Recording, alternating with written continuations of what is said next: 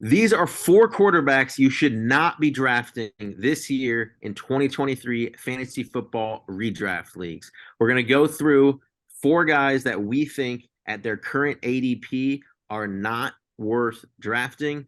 We're going to include one kind of elite guy and then, three other guys that you just shouldn't draft this year. So I'll start us off here at number one. Joe Burrow, he's a great quarterback. Everyone knows this. He's phenomenal. But he is being drafted as quarterback four after Mahomes, Hurts, and Allen right now. Even Lamar Jackson is going after him, which I just think is a massive, massive mistake. Joe Burrow is the least mobile of all these kind of elite tier quarterbacks. He's, going in the middle of the third round. His last 2 years, he finished as QB8 and QB4, meaning right now he's basically being drafted at his ceiling. I mean, the guy scored like 35 passing touchdowns and he had 5 rushing touchdowns last year and was still QB4. I just, it would take like an absolutely crazy year for him to pay off this price tag, in my opinion. And then, in addition to that, it's just opportunity cost. So he goes in a sweet spot of the draft, kind of in that third round where the receivers and the running backs are just, great picks. And I think especially running backs, I think you should load up on receivers kind of in the first 2 rounds. But in that third round, Brees Hall, Josh Jacobs, and then receivers, you got Higgins, Olave, Metcalf.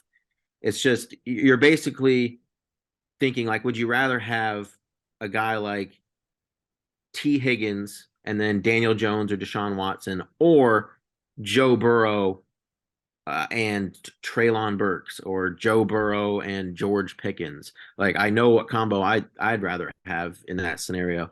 So yeah, it's just an opportunity cost, and his ADP is just, it's gotten too high. I don't think he belongs that close to the other elite quarterbacks. Love him. I mean, obviously, Joe Burrow. Yeah.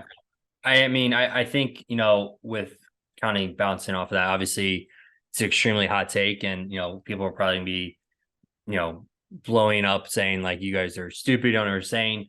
But in terms of, what PB's saying is like th- there's other opportunities at that position at quarterback that can, at least get to, close to the finishes what Joe Burrow could finish at.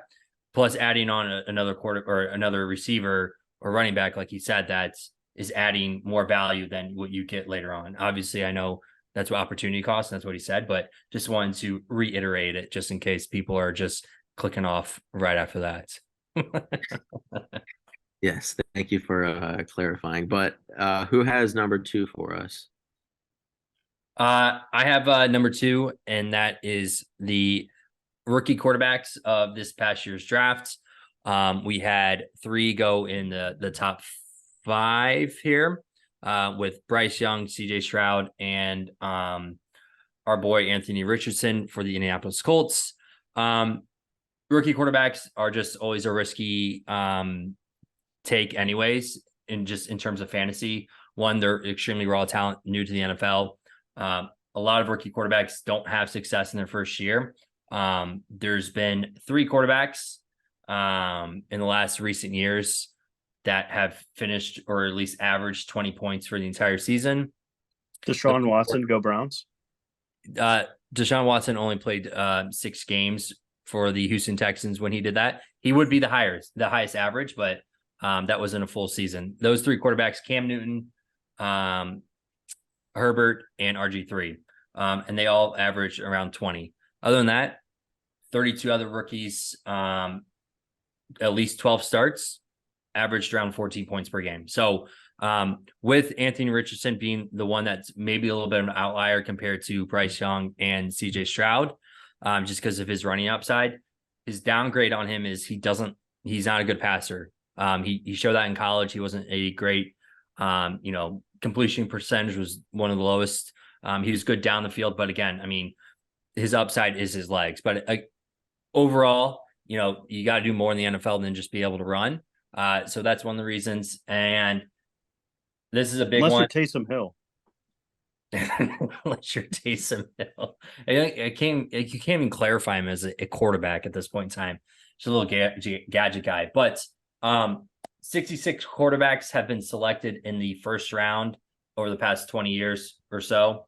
3 have finished with more than 300 fantasy points, 6 with more than or over 250, and 13 have finished with over 200. So very small percentage there of quarterbacks who have done well.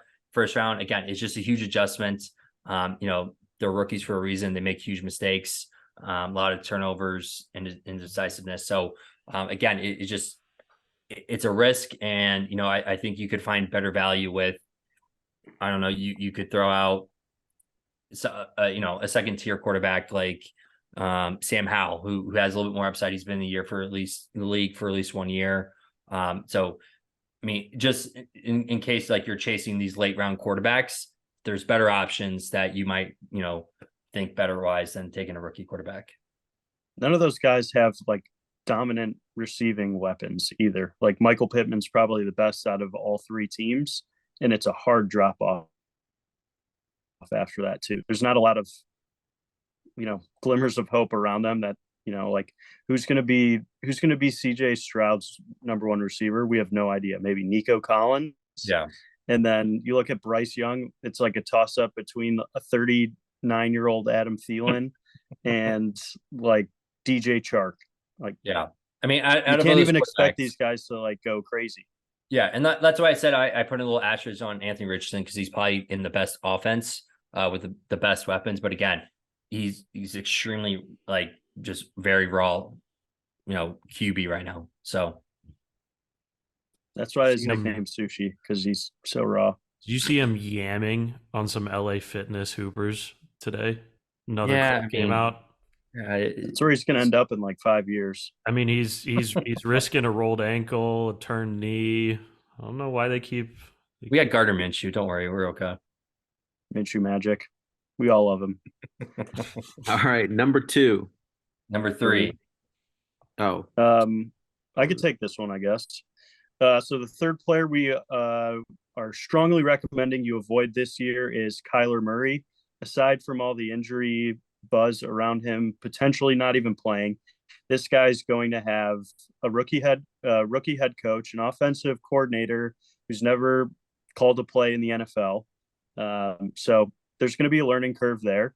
And then you look at his season last year, he had the worst QBR of his entire career.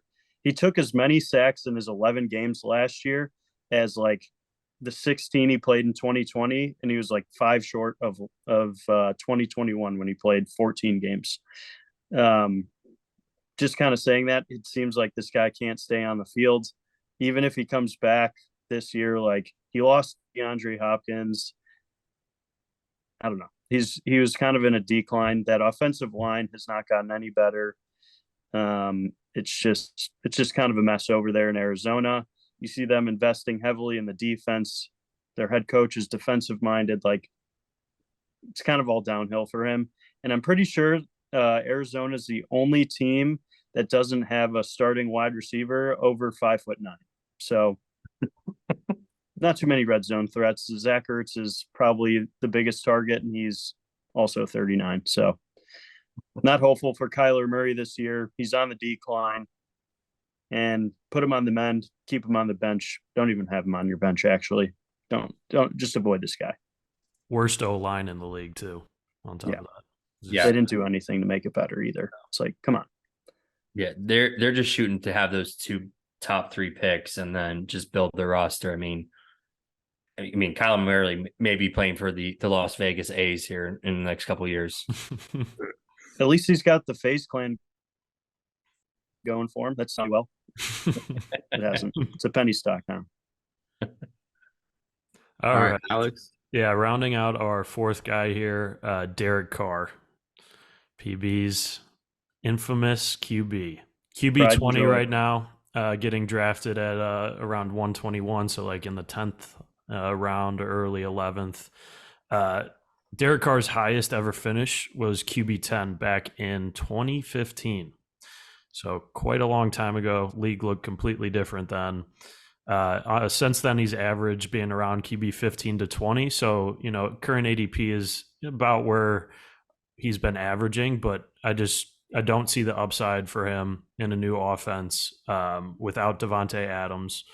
And, he might be a guy that you could stream for a week or two if he's got a good matchup. But let's be honest, he got benched for Jared Stidham last year. That is pretty much all you need to know about Derek Carr. And I think you could argue that his weapons got worse as well. So avoid at all costs. Hey, maybe Jameis Winston will come back for you this year, PB. That's all I can hope for. Living on a prayer. That will do it. We'll be back. We're doing each positional category. We have running backs, receivers, tight ends, and next guys you should target and avoid. I know this QBs to avoid. Some of these guys is a little bit obvious, but we still wanted to make this video. But thank you guys for watching. Please subscribe, and we'll see you next time.